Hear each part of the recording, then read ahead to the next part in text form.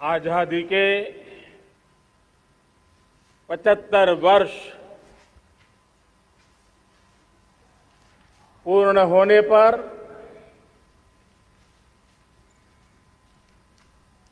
देशवासियों को अनेक अनेक शुभकामनाएं, बहुत बहुत बधाई। इस 25 वर्ष का अमृतकाल के लिए जब हम चर्चा करते हैं तब मैं जानता हूं चुनौतियां अनेक हैं, मर्यादाएं अनेक हैं, मुसीबतें भी हैं, बहुत कुछ है। हम इसको कम नहीं आंकते हैं, रास्ते खोजते हैं, लगातार कोशिश कर रहे हैं, लेकिन दो विषयों को तो मैं यहां आज चर्चा करना चाहता हूं। चर्चा अनेक विषयों पर हो सकती है, लेकिन मैं अभी समय की सीमा के कारण दो विषयों पर चर्चा करता हूं।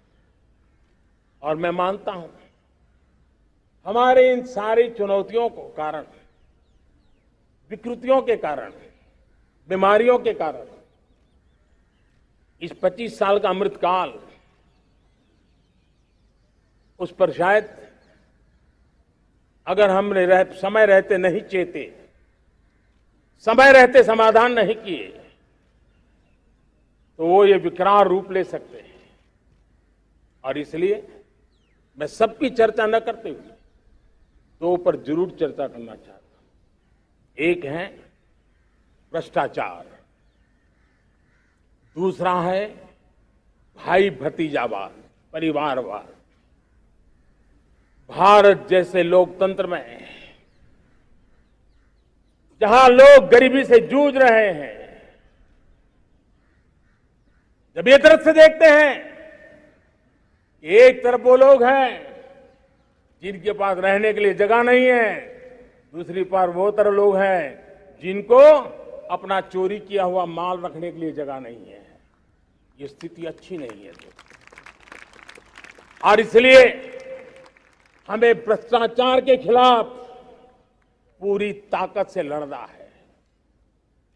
पिछले 8 वर्षों में डायरेक्ट बेनिफिट ट्रांसफर के द्वारा, आधार, मोबाइल, इन सारे आधुनिक व्यवस्थाओं का उपयोग करते हुए 2 लाख करोड़ रुपए जो गलत हाथों में जाते थे,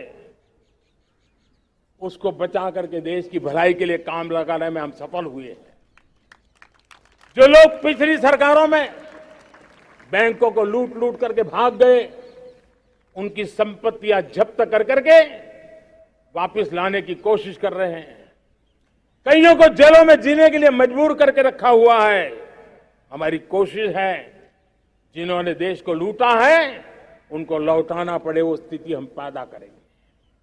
भाइयों बहनों, अब भ्रष्टाचार के खिलाफ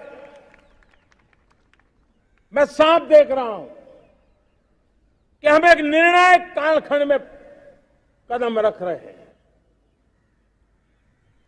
बड़े बड़े चमरबंदी भी बच नहीं पाएंगे। इस मिजाज के साथ भ्रष्टाचार के खिलाफ एक निर्णायक कालखंड में अब हिंदुस्तान कदम रख रहा है। और मैं लाल किले की प्राचीर से बड़ी जिम्मेवारी के साथ कह रहा हूं। और इसलिए भाइयों बहनों, भ्रष्टाचार दीमक की तरह देश को खोखला कर रहा है।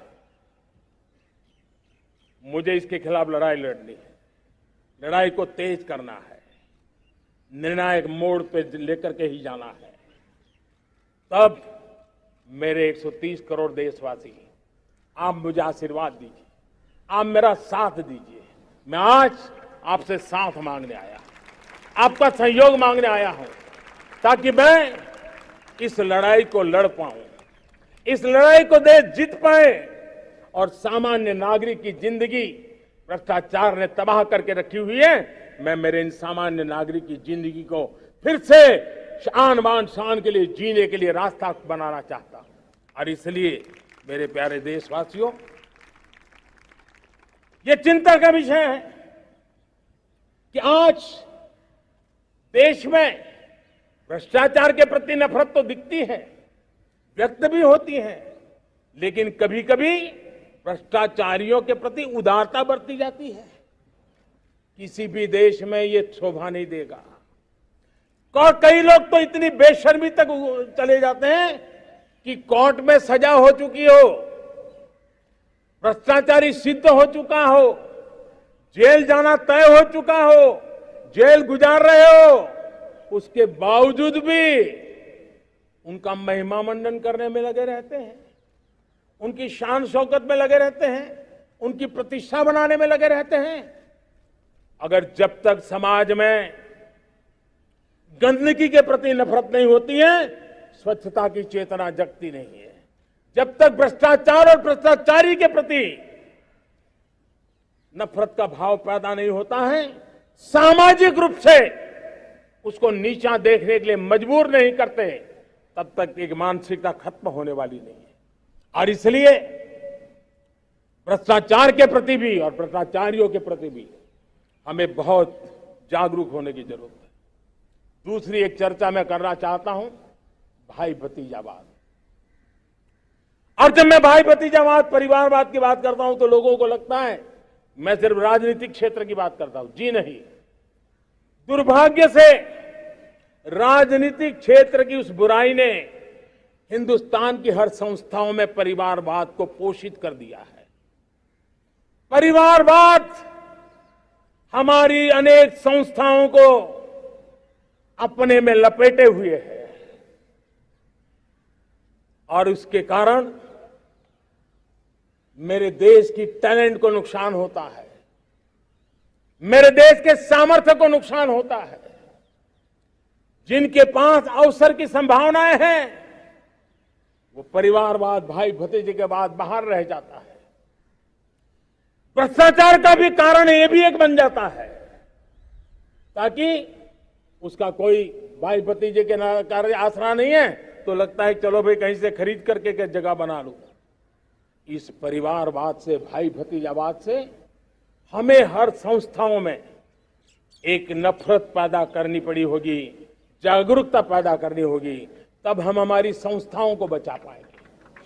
संस्थाओं के उज्जवल भविष्य के लिए बहुत आवश्यक है।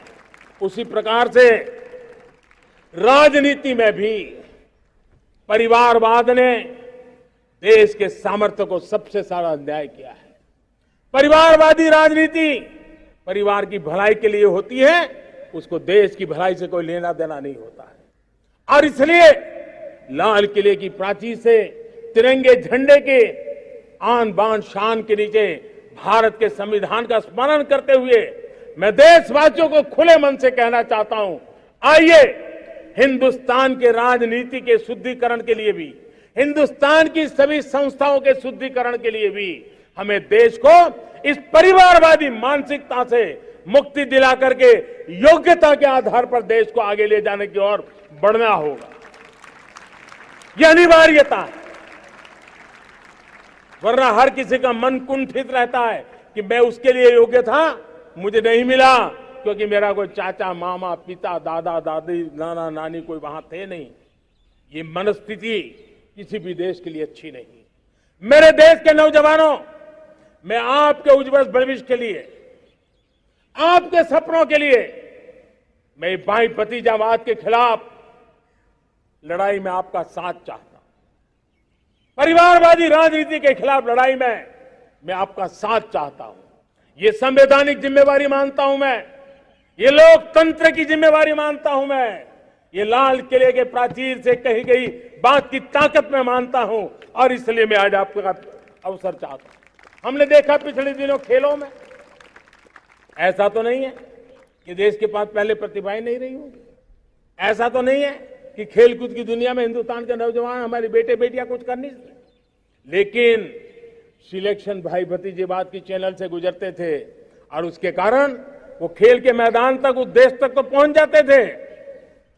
जीत हार से उन्हें लेना देना नहीं था, लेकिन जब ट्रांसपेरेंसी आई, योग्यता के आधार पर खिलाड़ियों का चयन होने लगा, पूर्ण पारदर्शिता से खेल के मैदान में सामर्थ्य का सम्मान होने लगा, आज देखिए दुनिया में खेल के मैदान में भारत का तिरंगा फहरता है, भारत का राष्ट्रगान गाया जाता है, गर्व होता है और परिवारवाद से मुक्ति होती है, भाई भतीजावाद से मुक्ति होती है, तो ये नतीजे आते हैं।